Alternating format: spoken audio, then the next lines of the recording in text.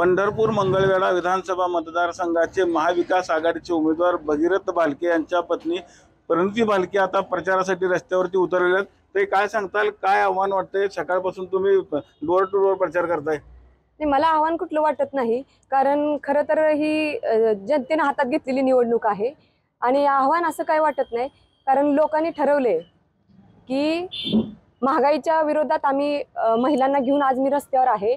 आज बघताय तुम्ही की हे बीजेपीचं सरकार आल्यापासून आम्ही घर सांभाळत असतो, जरी पुरुष कमवून आणून देत असेल तर घरात तेल मीठ मिरची आम्हाला भागवावी लागते। आज माझ्या माय भगिनींना दिवाळी गोड लागली नाही, त्यामुळे हे बीजेपीचं सरकार हद्दपार करूनच 23 तारखेला आम्ही दिवाळी साजरी करणार आहे।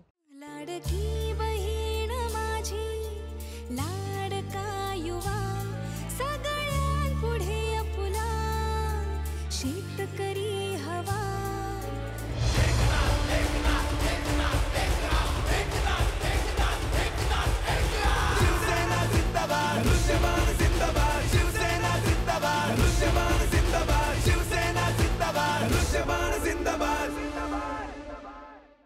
पोट निवडणुकीला देखील तुम्ही असाच प्रचार केला होता, त्यावेळेस पराभव झाला होता। आता पुन्हा एकदा तुम्ही रणांगणात उतरलाय, कसं आहे सगळं वातावरण एकंदरीत मतदारसंघातलं? वातावरण एकदम चांगलं आहे की मी आज उतरली नाही, गेली पोट निवडणूक झाली त्या पराभव स्वीकारून त्याच्या दुसऱ्या दिवशीपासून मी कामाला लागलेले आहे आणि सतत 24 तास जनतेत उभा राहून मी जनतेला माझ्या परीने जे होईल ते काम करण्याचं, त्यांची सेवा करण्याची काम केलेलं आहे। त्यामुळे मला काही आव्हान आणि अवघड परिस्थिती अशी वाटत नाही। काय महिलांच्या काय समस्या आहेत एकंदरीत मतदारसंघात? अनेक समस्या आहेत त्या महिलांच्या। महत्वाची समस्या म्हणजे महिला सुरक्षित नाहीत सध्या, आणि महागाईचा भडीमार झालेला आहे। जीएसटी असू द्या, आज जेवणावर पार्लेजीच्या बिस्किटच्या पुढ्यावर सुद्धा जीएसटी। गोरगरीब महिला म्हणजे आपण गोरगरीब वर्गातनं येणारा पार्लेजीचा बिस्किटचा पुडा घ्यायचा म्हणलं तर त्याच्यावर सुद्धा जीएसटी लागते।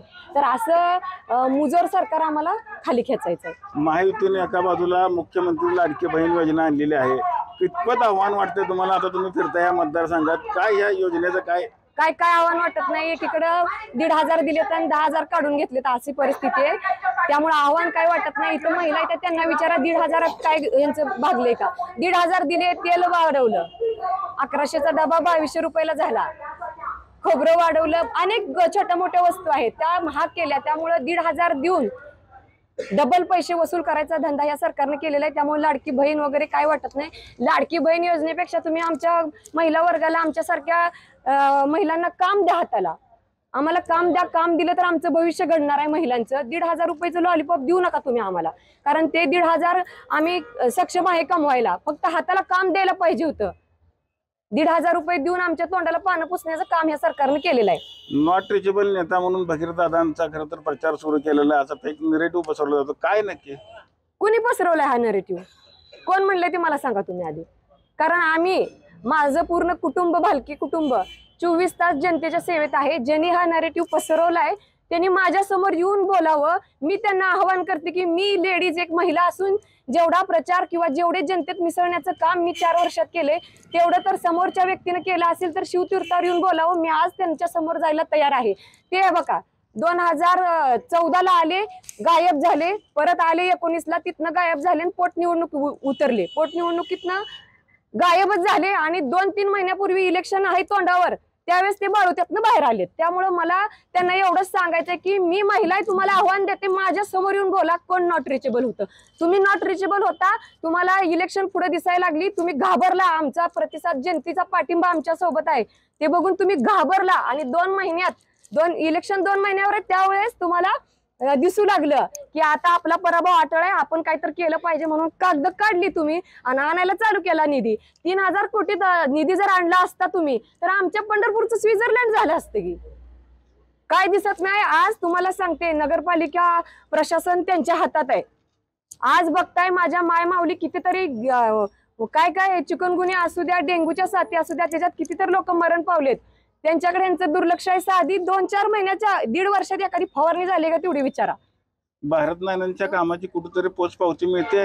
अहो 1000% मिळते। भारत नानांच्या कामाची पोचपावतीवरच आज आम्ही इथं छाती टोक उभा आहे ना। त्यामुळं बघा, नानांनी कामं केलेली, ती लोकप्रतिनिधी कसा असावा, आमदार कसा असावा, हा गोरगरीब माय मावल्यांना त्यांनी दाखवून दिलेला आहे। त्यांची कुठलीही समस्या असू द्या, नानांनी ती सोडवली नाही असा एकही माणूस तुम्हाला तालुक्यात भेटणार नाही. आघाडीत कुठेतरी बिघाडी झालेली, पवार साहेबांनी देखील त्यांचा एक उमेदवार दिलेला आहे. काय कारण, कसं बघताय सगळ्याकडे? मी काही त्याच्याकडे बघत नाही, कारण मी त्यांना म्हणजे हे धरत नाही. महाविकास आघाडीचे अधिकृत उमेदवार हे भगीरथ दादाच आहेत. शेवटी कसं असतं, पवार साहेबांचंच म्हणणं आहे, ज्याच्या मागं जन्मच तो उमेदवार, तो नेता, हे साहेबांनी सांगितलेलं आहे. आणि आम्ही पण साहेबांच्याच विचाराची माणसं आहे, त्यामुळे जनता माझ्या पाठीमाग आहे. त्यामुळे निश्चितच पवार साहेबांचा आशीर्वाद ही भालकेंच्या पाठीमाग आहे.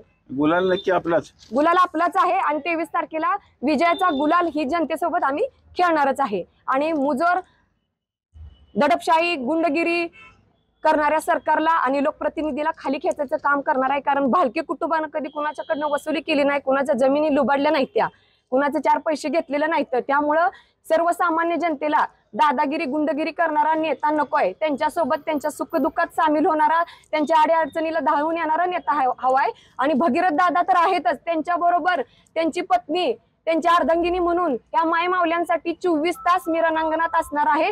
आणि त्यांच्या कुठल्याही अडीअडचणीला काही पण असू द्या, कधी रात्रीच्या कितीही वाजता मला फोन करा. 24 तास तुमची मुलगी, तुमची बहीण, तुमची सहकारी म्हणून मी तुमच्या सेवेसाठी तिथं हजर असणार आहे.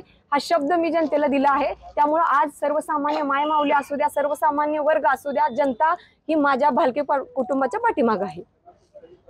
भगीरथ दादांची अर्धांगिनी म्हणून मी सगळ्या मायमाऊलींच्या पाठीशी आहे आणि त्यांचा आशीर्वाद मला नक्की मिळणार आहे. आणि 23 तारखेला गुलाल हा आपलाच असणार आणि भगीरथ दादा भालके विजयी होणार असल्याचा दावा देखील त्यांच्या अर्धांगिनी परिणिती भालके यांनी केलेला आहे.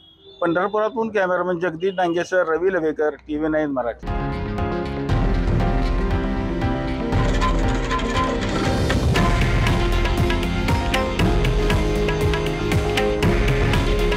हे आहे देशातील नंबर 1 न्यूज नेटवर्क आणि आपण पाहत आहात TV9 मराठी.